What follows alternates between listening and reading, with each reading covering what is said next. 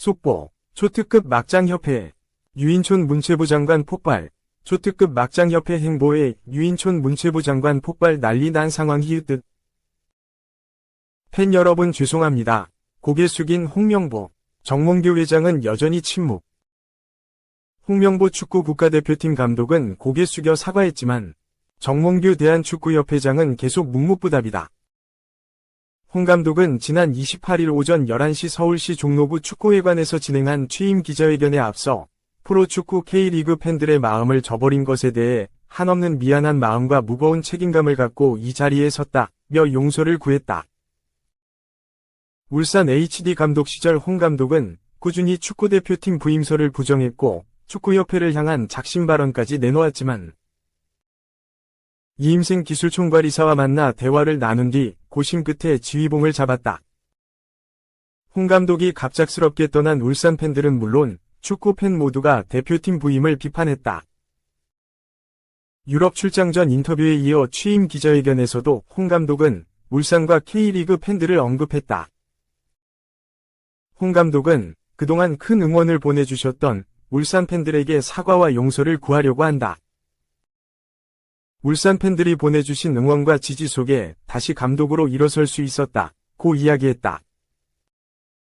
이번 선택이 팬 여러분에게 큰 상처와 실망을 드렸다는 점에서 다시 한번 고개 숙여 죄송하다는 말씀을 드린다고 홍 감독은 자리에서 일어나 90도로 머리 숙여 사과했다.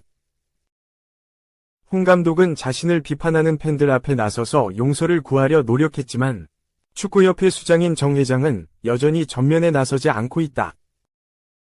축구팬들은 지난해 승부조작 사범 사면 사태부터 홍 감독 선임까지 일련의 사태와 관련해 정 회장의 책임감 있는 모습을 바라며 사퇴까지 요구하고 있다.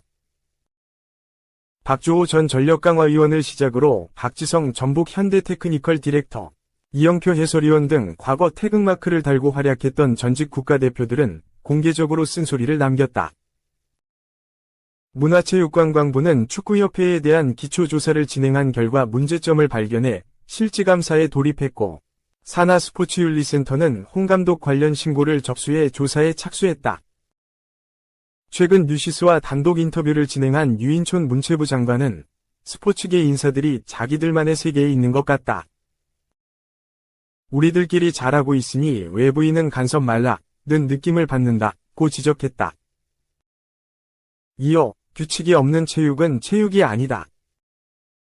도전, 희생, 배려, 합동 같은 키워드가 스포츠의 핵심인데 체육계를 움직이는 행정가들은 이런 정신이 별로 없는 것 아닌가 싶다며 비판하기도 했다. 하지만 정 회장은 침묵을 유지하고 있으며 이러한 시점에서 자전적 성격의 에세이를 출간해 불씨를 키웠다. 한국 축구는 2023 아시아축구연맹 AFC 아시안컵 우승 실패, 2024 파리올림픽 본선 진출 좌절, 축구협회의 연이은 논란으로 심각한 암흑기에 빠졌다. 결국 정 회장이 나서지 않는다면 축구협회를 향한 범국민적 분노는 쉽게 가라앉기 힘들 것으로 보인다.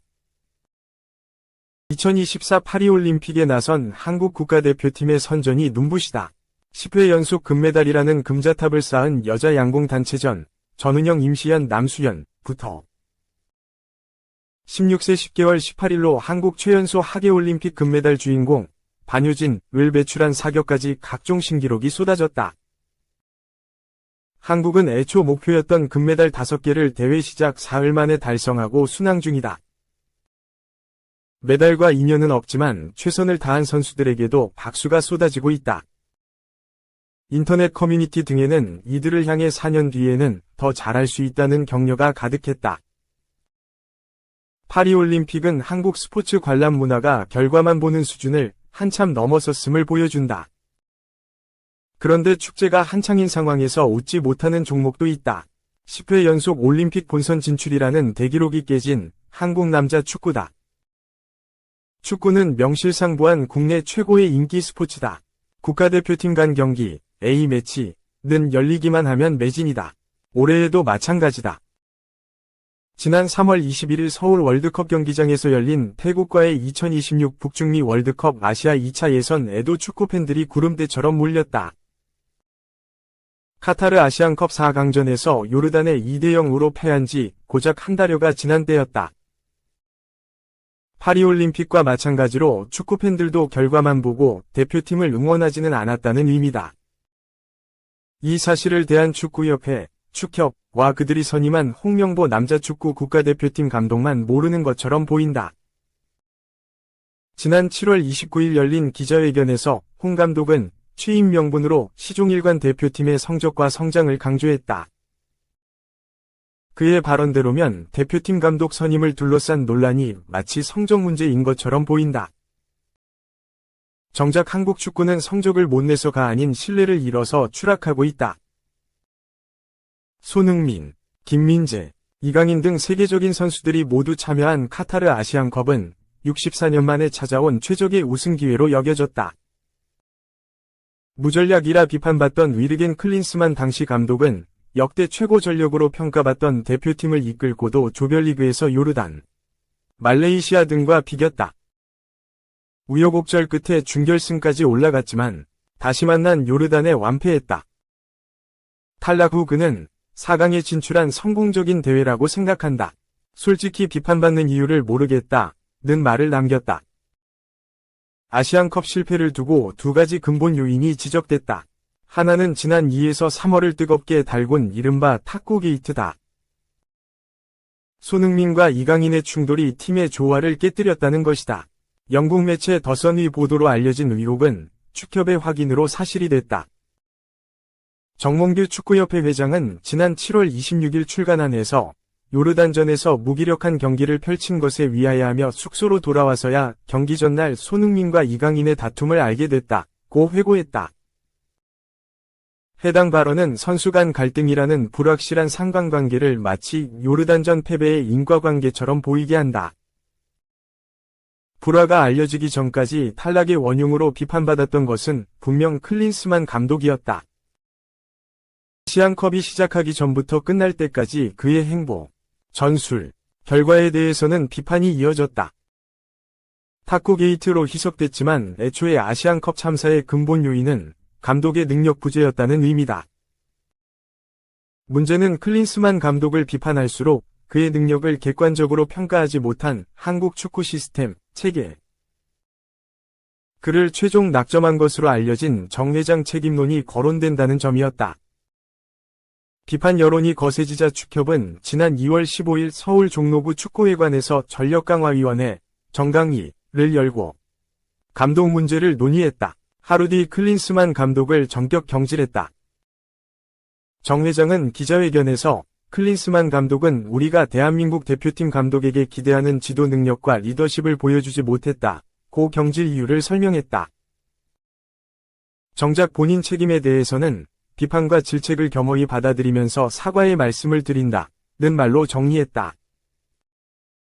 64년 만에 찾아온 최적의 우승 기회를 날린 결과를 두고 축협 고위 관계자들이 어떤 책임을 진 것인지 알 수 없다. 그런데도 이들은 대표팀 감독을 찾을 권한을 다시 자신들에게 부여했다. 누구도 예상치 못한 장장 5개월에 걸친 제자리 뛰기 위 시작이었다. 축협은 지난 2월 20일 정혜성 정강위원장을 선임하고 그의 추천으로 총 10명의 정강위원을 뽑았다. 축구팬들은 이른바 손흥민 해줘, 이강인 해줘 축구를 구사하는 감독에 질려 있었다. 이번에는 선수들의 역량을 살릴 수 있는 전술적 능력을 갖춘 외국인 감독이 선임될 것이란 기대가 나왔다. 실제로 정강위에는 박주호 전 의원과 같은 유럽 축구를 경험하고 인맥까지 갖춘 인사가 포함돼 있었다. 기대는 시작부터 어그러졌다. 지난 2월 21일 제1차 정강위가 개최됐다. 축협이 발표한 자료에 따르면 정강위는 파울루 벤투, 클린스만 두 전임 감독의 가장 큰 문제는 대표팀 내부 화합, 기강 확립을 못한 점이라고 분석했다. 결국 한국식 유교 축구가 필요하다는 인식이다. 이를 가장 잘할 수 있는 인물은 당연히 한국 감독이 될 수밖에 없다. 실제로 정강위원 다수가 시작부터 국내 감독 선호 의견을 밝히며 논의에 착수했다. 외국인 감독 선임을 위한 노력이 없었던 것은 아니다. 이는 크게 정 위원장이 사퇴하기 전후로 나눠볼 수 있다. 정기의 경우 국내 언론 등을 통해 에르베 르나르 프랑스 여자 축구대표팀 감독, 제시 마치 현 캐나다 남자 대표팀 감독 등이 하마평에 올랐다. 실제로 두 사람 모두 검토됐지만 태도, 국내 거주 요건, 세금 문제 등의 이유로 결렬됐다. 축협은 다시 감독 후보군을 추렸다. 지난 6월 21일 열린 제10차 정강위에서 최종 3명의 후보군이 추려졌다. 이 중 2명이 외국인 감독이었고 1명이 국내 감독이었다. 그런데 지난 6월 28일 정 위원장이 알 수 없는 이유로 사퇴했다. 이임생 기술총괄이사가 감독 선임 작업을 이어받아 거스 포엣 전 그리스 남자대표팀 감독, 다비드 바그너 전 노리치 시티 감독을 만났다. 이 이사는 지난 7월 2일 유럽으로 떠나 두 감독을 면담하고 7월 5일 귀국했다. 축협식 표현을 빌리면 이들은 표지 포함 22페이지의 자료와 대표팀 경기 영상 16개를 제시하거나 표지 포함 16페이지의 PPT 자료를 제시하며 성의를 보였다. 그런데도 귀국 직후 이 이사는 곧바로 한 명의 국내 감독을 찾아갔다. 그리고 지난 7월 7일 국가대표팀 신임 감독으로 홍 감독을 내정했다고 밝혔다. 5개월여간 이어진 축협의 감독 찾기는 돌고 돌아 국내 감독으로 결정됐다. 홍 감독은 10년 전인 2013년 6월부터 2014년 7월까지 대표팀을 이끌며 브라질 월드컵에 참가했다. 당시 성적은 1무 2패로 조별 예선 탈락이었다. 2002년 월드컵 이후 한국 대표팀이 본선에서 단 1승도 거두지 못한 것은 이때가 유일하다. 과거 성적보다 더 큰 문제는 홍 감독이 현직 K리그 1 감독이었다는 점이다. 홍 감독은 이 이사를 만난 7월 5일 리그 경기를 앞두고 이임생 기술이사와 만남에 대해 특별히 생각하지 않고 있다고 밝혔다. 그보다 앞선 6월 30일에는 울산 팬들께서는 걱정하지 않으셔도 된다고 말했다. 결과적으로 거짓말이었다. 홍 감독 스스로 대표팀에 가지 않을 뜻을 여러 차례 밝힌 만큼 왜 대표팀 감독직을 수락했는지는 밝혀야 했다. 이에 대해 홍 감독은 지난 7월 10일 열린 K리그 1 울산 현대의 홈 경기에서 내 안에 무언가가 나오기 시작했다. 다시 도전해보고 싶다는 강한 승리욕이 생겼다고 밝혔다. 지난 7월 15일에는 외국인 코치진 선임을 위해 유럽 출장에 나서며 내 인생 마지막 도전을 많은 분이 응원해주시면 감사하겠다고 말했다. 그의 대답은 매번 나위 입장이 중심이 됐다. 비판이 쏟아지자 지난 7월 29일 공식 기자회견에선 개인적인 욕심이 아닌 한국 축구를 위해 도전하겠다는 결심이 섰다로 변화했다. 그러면서도 실망하신 팬들에게 용서받는 방법은 제자리에서 대한민국 축구대표팀 성장과 발전을 이끄는 길뿐이라고 생각한다고 덧붙였다. 좋든 싫든 한국 축구는 홍명보 체제로 다음 월드컵을 준비하게 됐다. 분노한 축구팬들은 그의 선임 과정을 검증하길 원했다. 국회 국민동의청원 게시판에 올라온 대한축구협회 감사 및 해체 요청에 관한 청원은 이미 5만 명 이상의 동의를 얻어 소관상임위인 문화체육관광위원회에 회부됐다. 정부 역시 축협의 감독 선임 과정 및 운영 전반을 들여다보고 있다. 유인촌 문체부 장관은 엄정하고 투명한 조사를 주문한 것으로 전해졌다.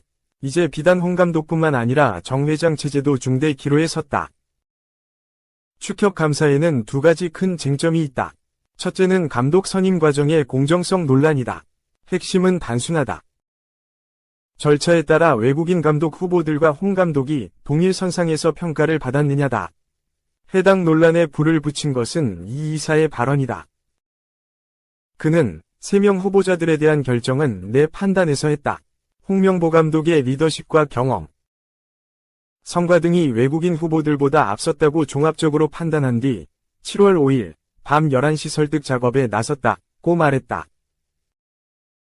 홍 감독이 지원한 것도 별도의 공식 면접이 있었던 것도 아닌 상태에서 둘 사이의 대화를 통해 결정됐다는 의미다.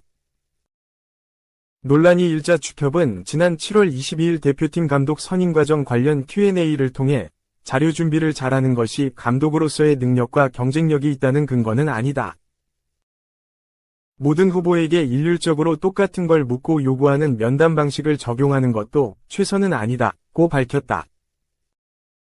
문제는 검증 과정에서 후보에 따라 유연성을 발휘한다는 것은 일관된 절차가 없거나 자의적 판단을 했다는 비판을 받을 수밖에 없다는 점이다. 이에 대해 축협 관계자는 감독 선임 과정에 대한 전반적인 오해가 있다며 100여 명이 넘는 외국인 감독을 후보에 올리고 추리다 보니 그들 중에 자기소개 등을 보내오는 경우가 있었다. 이러한 사실이 알려지며 준비자료 등을 보내는 것이 마치 정해진 절차처럼 인식됐는데 과거에나 지금이나 감독 선임에는 이런 절차나 과정이 없다고 말했다.